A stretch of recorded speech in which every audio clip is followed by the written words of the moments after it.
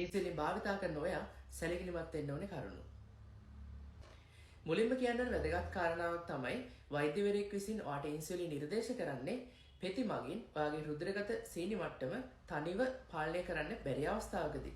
ඒ නිසා අදාළ ඉන්සුලින් නියමිත මාත්‍රාවෙන් නියමිත වේලාවට ලබා ගැනීම ඉතාමත් වැදගත්. ඉතින් ඉන්සුලින් ගබඩා කිරීම සඳහා අපි ශීතකරණයක් භාවිත කරන්න ඕනේ. විශේෂයෙන්ම දොර කොටසේදී ගබඩා කිරීම තමයි වඩාත්ම සුදුසු වෙන්නේ. මේට අමතරව කිසිම අවස්ථාවකදී අධිශීතකරණය තැබීමක් හරි එහෙම නැත්නම් හිරිවලයට නිරාවරණය කිරීමක් සිදු නොකළ යුතුයි. ඒ හරහා ඉන්සුලින් වල ක්‍රියාකාරීත්වය අඩපණ වෙන්න පුළුවන්. මොකද ඒකට හේතුව තමයි ඉන්සුලින් කියලා කියන්නේ ප්‍රෝටීන් එකක්. ඒතර ප්‍රෝටීන් උෂ්ණත්වයට සංවේදී. ඒ හරහා ඉන්සුලින් වල ගුණාත්මක බව අඩු වෙන්නට පුළුවන්. ශීතකරණයක් සොයාගත නොහැකි අවස්ථාවලදී අපිට පුළුවන් මේ සඳහා මැටි භාජනයක් භාවිත කරන්න.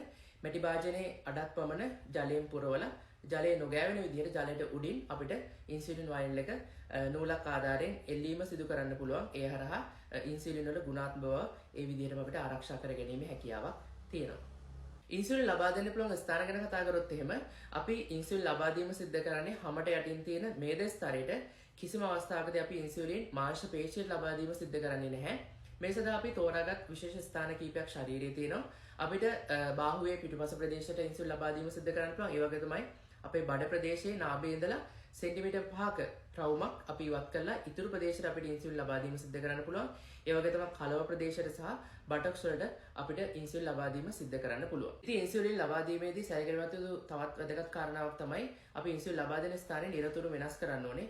එහෙම නැත්නම් අදාළ මේද පටකයේ වැඩිපුර වර්ධනය වීමක් කරේ එහෙම නැත්නම් මේද පටකයේ දුර්වල වීමක් සිද්ධ වෙන්න පුළුවන්. මෙම අවස්ථාවට අපි කියනවා ලිපෝඩිස්ට්‍රොෆි කියලා කියනවා. ඉතින් මෙම සංකූලතාවය වළක්වා ගැනීම සඳහා අපි ඉන්සුලින් ලබා දෙන ස්ථානය නිරතුරුව වෙනස් කිරීම තවත් වැදගත්. ඉන්සුලින් ලබා දීම සඳහා අපිට ඉන්සුලින් පෙන් එකක් එහෙම නැත්නම් ඉන්සුලින් සිරින්ජරයක් භාවිත කරන්න පුළුවන්. සිරින්ජරයක් හරහා අපි ඉන්සුලින් ලබා දෙනවා නම් අපි දින 3කට සැරයක් සිරින්ජරය වෙනස් කිරීම ඉතාමත් වැදගත් වෙනවා. එසේ නැති වුණොත් එහෙම සිරින්ජරයේ තියුණු බව අඩු වෙන්න පුළුවන්. ඒකට රෝගියාට දැනෙන වේදනාව වැඩි. ඒ වගේම තමයි විස බීජ ඇතුළු වීමේ හැකියාව වැඩි වෙනවා. ඉතින් ඉන්සුලින් ලබා ගැනීම වේදනාකාරී දෙයක් නෙවෙයි. ඔයාලට යම්කිසි ආකාරයක වේදනාවක් දැනෙනවා නම් මේ ක්‍රම අනුගමනය කිරීමෙන් ඒ වේදනාව අවම කර ගැනීමේ හැකියාවක් තියෙනවා. නිරතුරුවම ඉන්සුලින් සිරින්ජරේ මාරු කරන්න.